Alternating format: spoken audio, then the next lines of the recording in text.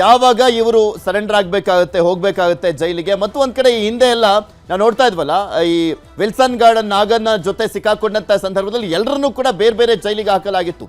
ಈ ಬಾರಿ ಬೇಲ್ ರದ್ದಾದಂತ ಸಂದರ್ಭದಲ್ಲಿ ಅದೇ ರೀತಿಯಾಗಿ ಆಗುತ್ತಾ ಅಥವಾ ಮತ್ತೆ ಎಲ್ಲರನ್ನೂ ಒಂದೇ ಜೈಲಿಗೆ ಹಾಕ್ತಾರಾ?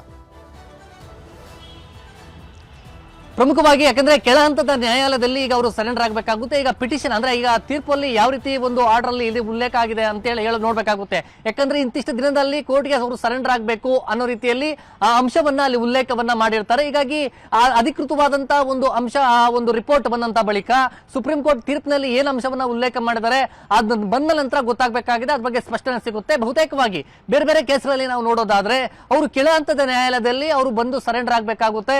ಸರೆಂಡರ್ ಆದಂತ ಸಂದರ್ಭದಲ್ಲಿ ಅವ್ರಿಗೆ ಯಾವ ಒಂದು ಕಾರಾಗೃಹಕ್ಕೆ ಕಳಿಸುವಂತ ಪ್ರಕ್ರಿಯೆಗಳಾಗುತ್ತೆ. ಮತ್ತೆ ಬೇಲ್ಗೆ ಸಂಬಂಧಪಟ್ಟಂತ ಯಾವೆಲ್ಲ ಷರತ್ತುಗಳಿರುತ್ತೆ ಅವೆಲ್ಲ ಕೂಡ ಅವರು ಪಾಲಿಸಬೇಕಾಗುತ್ತೆ. ಬಹುತೇಕವಾಗಿ ಅವರು ಒಂದು ವೇಳೆ ನಟ ದರ್ಶನ್ ಸೇರಿದಂತೆ 7 ಮಂದಿ ಆರೋಪಿಗಳು ಇಲ್ಲಿಗೆ ಬಂದಂತಹ ಸಂದರ್ಭದಲ್ಲಿ, ಸರೆಂಡರ್ ಆದಂತಹ ಸಂದರ್ಭದಲ್ಲಿ ಬಹುತೇಕ ಅವರನ್ನ ಪರಪ್ಪನಗರಕ್ಕೆ ಕಳಿಸುವಂತದ್ದು. ಯಾಕಂದ್ರೆ ಹಿಂದೆ ಪರಪ್ಪನಗರದಲ್ಲಿ ಸಾಕಷ್ಟು ಅಕ್ರಮಗಳು ನಡೆದಿದೆ. ಜೊತೆಯಲ್ಲಿ ಅಲ್ಲಿ ವಿಲ್ಸನ್ ಗಾರ್ಡನ್ ರೌಡಿ ಶೀಟರ್ಗಳ ಜೊತೆ ಇವರು ಕಾಣಿಸಿಕೊಂಡಿರುವಂತದ್ದು, ವಿಡಿಯೋ ಕಾಲ್ ಆಗಿರ್ಬೋದು, ಫೋನ್ ಕಾಲ್ ಸಂಬಂಧಪಟ್ಟಂತೆ ಫೋಟೋ ವೈರಲ್ ಆದಂತಹ ಸಂದರ್ಭದಲ್ಲಿ ಅವರನ್ನ ಎಲ್ಲ ಬೇರೆ ಬೇರೆ ಜೈಲುಗಳಿಗೆ ಅವರನ್ನ ಶಿಫ್ಟ್ ಮಾಡಲಾಗಿತ್ತು.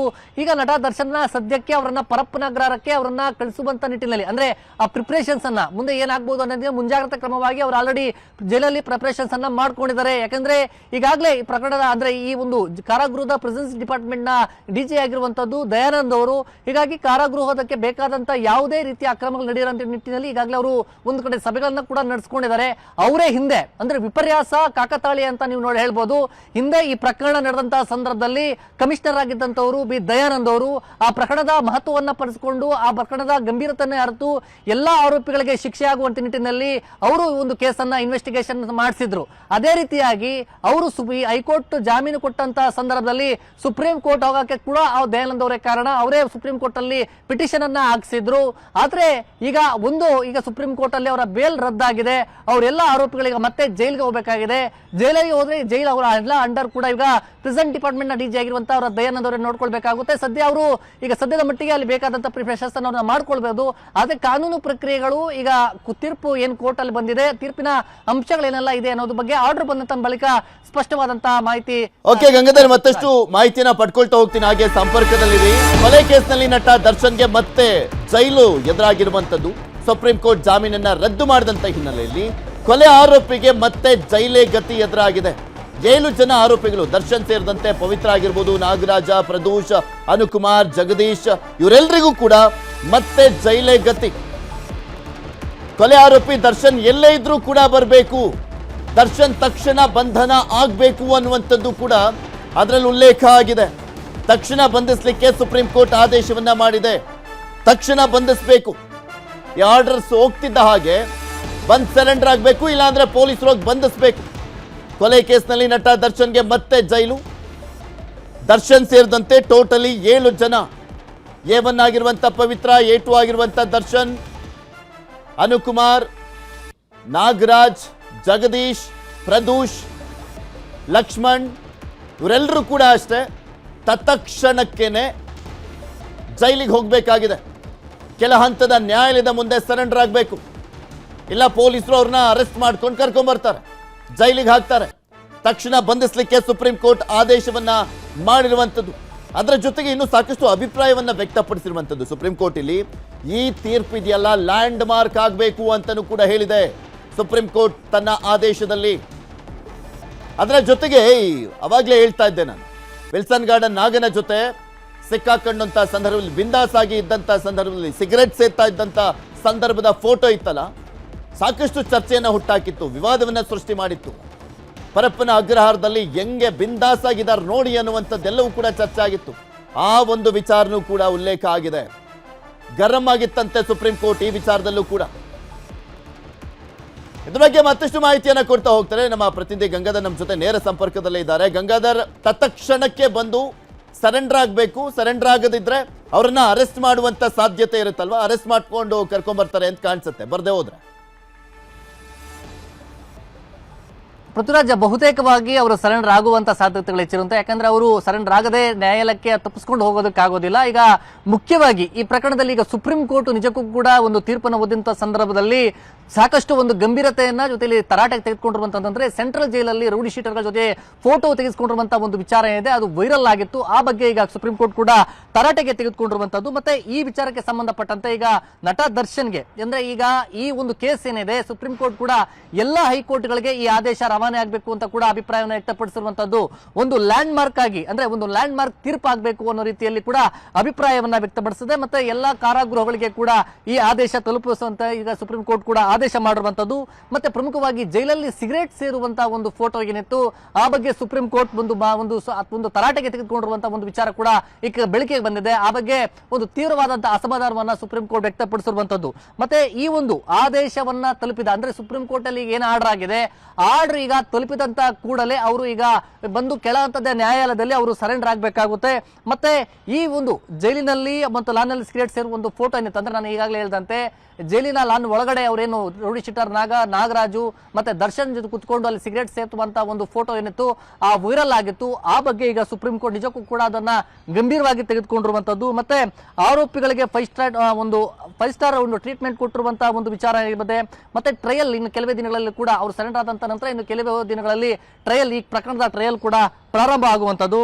ಮತ್ತೆ ಈಗ ಈ ಒಂದು ಸುಪ್ರೀಂ ಕೋರ್ಟ್ ನ ಆದೇಶ ತಲುಪಿದಂತ ಕೂಡಲೇ ಅವರು ಸರೆಂಡರ್ ಆಗಬೇಕು ಅನ್ನೋದ್ರ ಬಗ್ಗೆ ಮಾಹಿತಿ ಸಿಕ್ಕಿರುವಂತದ್ದು. ಮತ್ತೆ ಜೈಲಿನ ಹಿಂದೆ ಏನೋ ಪ್ರಮುಖವಾಗಿ ಅಧಿಕಾರಿಗಳನ್ನ ಸಸ್ಪೆಂಡ್ ಅಂದ್ರೆ ಹಿಂದೆ ಅವರೊಂದು ಈ ಫೋಟೋ ವೈರಲ್ ಆದಂತಹ ಸಂದರ್ಭದಲ್ಲಿ ಏನ್ ಪ್ರಕರಣ ಬೆಳಕಿಗೆ ಬಂತು ಆ ಸಂದರ್ಭದಲ್ಲಿ ಅಧಿಕಾರಿಗಳನ್ನ ಮತ್ತಷ್ಟು ಮಾಹಿತಿನ ಪಡ್ಕೊಳ್ತೀನಿ. ಇನ್ನ ದರ್ಶನ್ ಕೇಸ್ನಲ್ಲಿ ಸುಪ್ರೀಂ ಕೋರ್ಟ್ ಮಹತ್ವದ ಆದೇಶ ಇದೆ. ಇದರಲ್ಲಿ ಸಾಕಷ್ಟು ವಿಚಾರಗಳನ್ನ ಉಲ್ಲೇಖ ಕೂಡ ಮಾಡಲಾಗಿರುವಂತದ್ದು. ಬೇಲ್ ರದ್ದಾದ ಆದೇಶದ ಪ್ರತಿ ಎಲ್ಲ ಹೈಕೋರ್ಟ್ಗೆ ರವಾನೆಗೆ ಸೂಚನೆಯನ್ನ ಕೂಡ ಕೊಡಲಾಗಿದೆ. ಎಲ್ಲ high court, not only Karnataka high court, ಎಲ್ಲ ರಾಜ್ಯದ ಹೈಕೋರ್ಟ್ಗೂ ರವಾನೆ ಆಗಬೇಕು ಅನ್ನುವಂಥ ಸೂಚನೆ. ಅದು ನಮ್ಮ ರಾಜ್ಯಕ್ಕೆ ಮಾತ್ರ ಅಂತಲ್ಲ. ಯಾಕೆ ಈ ಒಂದು ತೀರ್ಪು ಲ್ಯಾಂಡ್ ಮಾರ್ಕ್ ಆಗಬೇಕು ಅನ್ನುವಂಥ ನಿಟ್ಟಿನಲ್ಲಿ ಸುಪ್ರೀಂ ಕೋರ್ಟ್ ಅಭಿಪ್ರಾಯವನ್ನ ವ್ಯಕ್ತಪಡಿಸಿರುವಂಥದ್ದು. ಆದೇಶ ಪ್ರತಿ ತಲುಪಿದ ಕೂಡಲೇ ಸರೆಂಡರ್ ಆಗಬೇಕು ಅಂತಲೂ ಕೂಡ ಅದರಲ್ಲಿ ಉಲ್ಲೇಖ ಮಾಡಲಾಗಿದೆ.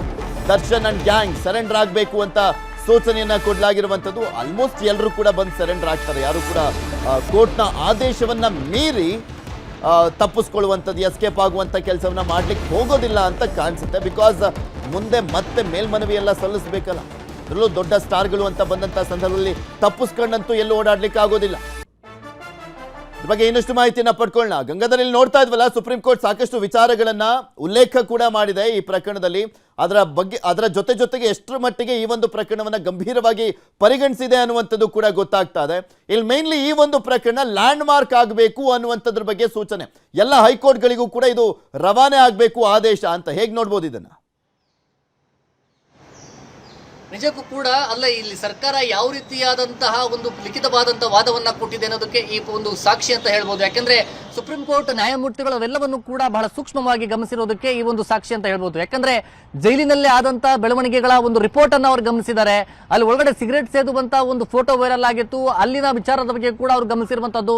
ಮತ್ತೆ ಹಿರಿಯ ಅಲ್ಲಿನ ಅಧಿಕಾರಿಗಳ ಸಸ್ಪೆಂಡ್ ಮಾಡಿರುವಂತಹ ವಿಚಾರಕ್ಕೆ ಕೂಡ ಒಂದು ಪ್ರಶ್ನೆಯನ್ನ ಮಾಡಿದ್ದಾರೆ. ಮತ್ತೆ ಎಲ್ಲಾ ಇಡೀ ಒಂದು ದೇಶದ ಹೈಕೋರ್ಟ್ಗಳಿಗೆ ಈ ಆದೇಶ ರವಾನೆ ಆಗಬೇಕು, ಇದೊಂದು ಲ್ಯಾಂಡ್ ಮಾರ್ಕ್ ಆಗತ್ತೆ ತೀರ್ಪು ಅಂತೇಳಿ ಒಂದು ಅಭಿಪ್ರಾಯವನ್ನ ಕೂಡ ಒಂದು ಸೂಚನೆಯನ್ನ ಈಗ ಸುಪ್ರೀಂ ಕೋರ್ಟ್ ಕೊಟ್ಟಿರುವಂತದ್ದು ನೋಡೋದಾದ್ರೆ ಇದೊಂದು ಮಹತ್ವದವಾದಂತಹ ಬೆಳವಣಿಗೆ ಅಂತ ಹೇಳ್ಬೋದು. ಯಾಕಂದ್ರೆ ಸುಪ್ರೀಂ ಕೋರ್ಟ್ ಈ ಪ್ರಕರಣವನ್ನ ಹೈಕೋರ್ಟ್ ಅಲ್ಲಿ ಜಾಮೀನು ಪಡೆದಿರುವಂತಹ ಒಂದು ಕೊಲೆ ಪ್ರಕರಣದ ವಿಚಾರವನ್ನ ಇಷ್ಟೊಂದು ಗಂಭೀರವಾಗಿ ತೆಗೆದುಕೊಂಡಿರುವಂತ ನೋಡೋದಾದ್ರೆ ಅಲ್ಲಿನ ಅಂಶಗಳನ್ನ ಹೇಗೆಲ್ಲ ಪರಿಗಣಿಸಿದೆ ಸುಪ್ರೀಂ ಕೋರ್ಟ್ ಅಂತ ನೋಡಬೇಕಾಗುತ್ತೆ. ಆದ್ರೆ ಇಲ್ಲಿ ನೋಡಬಹುದು ನಾವೀಗ ಪ್ರಮುಖವಾಗಿ ಇನ್ನು ಮುಂದೆ ಏನಾದ್ರು ಇನ್ನು ಮುಂದಿನ ದಿನಗಳಲ್ಲಿ ಕಾರಾಗೃಹಗಳಲ್ಲಿ ಇಂತಹ ಘಟನೆ ದೃಶ್ಯಗಳು ಕಂಡು ಬಂದ್ರೆ ಗೃಹ ಇಲಾಖೆಯನ್ನ ಕರೆಸಬೇಕಾಗುತ್ತೆ ಅನ್ನೋ ರೀತಿಯಲ್ಲಿ ಕೂಡ ಸುಪ್ರೀಂ ಕೋರ್ಟ್ ಅಭಿಪ್ರಾಯವನ್ನು ಕೂಡ ವ್ಯಕ್ತಪಡಿಸಿರುವಂತದ್ದು. ಅಲ್ಲಿ ನಟ ದರ್ಶನ್ ಅಲ್ಲಿ ಒಂದು ಜೈಲಿನ ಒಳಗಡೆ ಸಿಗರೇಟ್ ಸೇದುವಂತ ಒಂದು ವಿಚಾರವನ್ನ ಕೂಡ ಆ ಕೇಸ್ಗೆ ಸಂಬಂಧಪಟ್ಟಂತೆ ಈಗ ಇನ್ವೆಸ್ಟಿಗೇಷನ್ ನಡೆತಾ ಇದೆ, ಚಾರ್ಜ್ ಶೀಟ್ ಆಗುವಂತ ಹಂತಕ್ಕೆ ಬಂದಿರುವಂತದ್ದು. ಆ ಅಂಶವನ್ನ ಕೂಡ ಅಲ್ಲಿ ಏನು ಲಿಖಿತವಾದಂತಹ ವಾದವನ್ನ ಅವರು ಏನು ಕೊಟ್ಟಿದ್ರು ಅದನ್ನ ಕೂಡ ಅಕ್ಸೆಪ್ಟ್ ಮಾಡ್ಕೊಂಡಿದ್ದಾರೆ ಸುಪ್ರೀಂ ಕೋರ್ಟ್. ಮತ್ತೆ ಅದನ್ನ ಪರಿಗಣಿಸಿದೆ, ಮತ್ತೆ ಅದನ್ನ ಗಂಭೀರವಾಗಿ ತೆಗೆದುಕೊಂಡು ಆ ಅಂಶಗಳನ್ನೆಲ್ಲೂ ಕೂಡ ಇದರಲ್ಲಿ ತೀರ್ಪಿನ ಒಂದು ವಿಚಾರ ಸಂದರ್ಭದಲ್ಲಿ ಅಭಿಪ್ರಾಯ ವ್ಯಕ್ತಪಡಿಸಿ ಒಂದು ತರಾಟೆಗೆ ತೆಗೆದುಕೊಂಡಿರುವಂತಹ ಒಂದು ವಿಚಾರವನ್ನ ನೋಡಬಹುದು. ಈ ಪ್ರಕರಣವನ್ನೇ ಲ್ಯಾಂಡ್ ಮಾರ್ಕ್ ತೀರ್ಪು ಅಂತೇಳಿ ಸುಪ್ರೀಂ ಕೋರ್ಟ್ ಅಭಿಪ್ರಾಯವನ್ನು ವ್ಯಕ್ತಪಡಿಸಿದೆ. ಅದಲ್ಲದೆ ಎಲ್ಲಾ ಈ ಆದೇಶವನ್ನ ಎಲ್ಲ ರಾಜ್ಯದ ಬೇರೆ ಬೇರೆ ರಾಜ್ಯಗಳ ಹೈಕೋರ್ಟ್ಗೆ ತಲುಪಿಸಬೇಕು. ಮತ್ತೆ ಅದಲ್ಲದೆ ಈ ಒಂದು ಸುಪ್ರೀಂ ಕೋರ್ಟ್ನ ಆದೇಶ ಏನಿದೆ, ನಟ ದರ್ಶನ್ ಸೇರಿದಂತೆ 7 ಮಂದಿ, ಪ್ರದೂಷ್, ನಾಗರಾಜು, ಲಕ್ಷ್ಮಣ್ ಸೇರಿದಂತೆ 7 ಮಂದಿ ಆರೋಪಿಗಳು, ಪವಿತ್ರ ಗೌಡ ಆಗಿರ್ಬೋದು, ದರ್ಶನ್ ಆಗಿರ್ಬೋದು, 7 ಮಂದಿ ಆರೋಪಿಗಳೇನಿದ್ದಾರೆ ಅವರೆಲ್ಲರೂ ಕೂಡ ಆ ಒಂದು ನೋಟಿಸ್ ಸುಪ್ರೀಂ ಕೋರ್ಟ್ನ ಆದೇಶದ ಒಂದು ರಿಪೋರ್ಟ್ ಬಂದಂತ ಬಳಿಕ ಅವರೆಲ್ಲರೂ ಕೂಡ ಕೆಳ ಹಂತದ ನ್ಯಾಯಾಲಯಕ್ಕೆ ಅವರು ಸರೆಂಡರ್ ಆಗಬೇಕಾಗುತ್ತೆ, ಶರಣಾಗತಿ ಆಗಬೇಕಾಗುತ್ತೆ. ಶರಣಾಗತಿ ಆದಂತ ಸಂದರ್ಭದಲ್ಲಿ ಏನೆಲ್ಲ ಪ್ರೊಸೀಜರ್ ಆಗುತ್ತೆ ಅನ್ನೋದಕ್ಕೆ ಬೇರೆ ಬೇರೆ ಪ್ರಕರಣಗಳಲ್ಲಿ ನಾವು ನೋಡಿದ್ದೇವೆ. ಅಂದ್ರೆ ಯಾಕಂದ್ರೆ ಈ ಕೇಸ್ ಪ್ರೊಸೀಜರ್ ಆದ ಸಂದರ್ಭದಲ್ಲಿ ಷರತ್ತುಗಳನ್ನ ಏನು ಒಂದು ಕೋರ್ಟ್ ಅಲ್ಲಿ ಕೊಟ್ಟಿರುತ್ತೆ ಆ ಷರತ್ತುಗಳನ್ನ ಪೂರೈಸಬೇಕಾಗುತ್ತೆ. ಷರತ್ತುಗಳನ್ನ ಪೂರೈಸಿದ ಬಳಿಕ ಪವಿತ್ರ ಗೌಡ, ದರ್ಶನ್ ಅವರೆಲ್ಲ ಮತ್ತೆ ಪರಪ್ಪನಗರಕ್ಕೆ ಕರ್ಕೊಂಡು ಹೋಗುವಂತ ನಿಟ್ಟಿನಲ್ಲಿ ಪ್ರಿಪರೇಷನ್ಸ್ ಅನ್ನು ಮಾಡ್ಕೊಂಡಿರೋದು. ಅದೇ ಸರೆಂಡರ್ ಯಾವಾಗ ಆಗ್ಬೇಕು, ಕೇವಲ 24 ಗಂಟೆಯಲ್ಲಿ ಆಗ್ಬೇಕಾ ಅಥವಾ 2-3 ದಿನದಲ್ಲಿ ಏನಾದ್ರೂ ಆಗ್ಬೇಕಾ, 1 ವಾರದ ಅವಕಾಶಗಳನ್ನ ಕೊಡಲಾಗಿದೆಯಾ, ಇವೆಲ್ಲವನ್ನು ಕೂಡ ಆ ಒಂದು ತೀರ್ಪಿನಲ್ಲಿ ಅಂಶಗಳನ್ನ ಉಲ್ಲೇಖ ಮಾಡಲಾಗಿರುತ್ತೆ. ಅದು ಇನ್ನಷ್ಟೇ ಸಿಗ್ಬೇಕಾ